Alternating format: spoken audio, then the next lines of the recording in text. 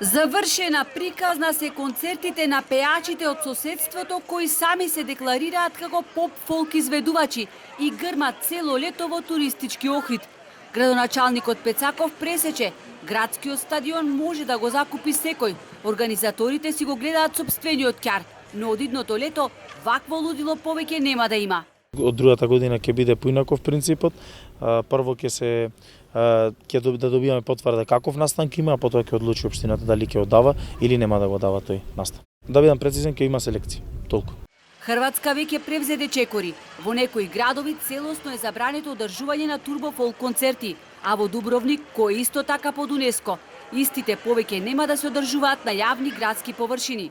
Треба да се пронајде вистински начин за да се одбрани Охрид како еден свет град на европската и светската цивилизација и да биде лишен од тој вид на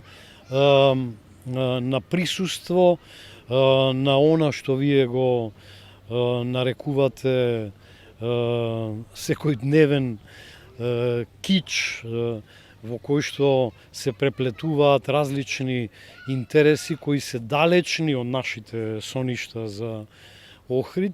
Охрид мора внимателно да ја креира културно-музичката понуда, која сериозно е загрозена со неквалитет, вели познатиот џез музичар охриѓанецот Владимир Четкар.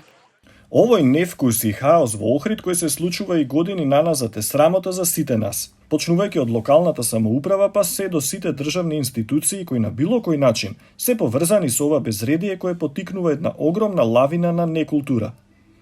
Вознемирувањето на сите охриѓани, домашни и странски туристи, од кои повеќето дошле во потрага по мир, одмор и пријатно искуство, е злочин спрема Охрид и спрема се што овој духовен и културно-историски центар представува.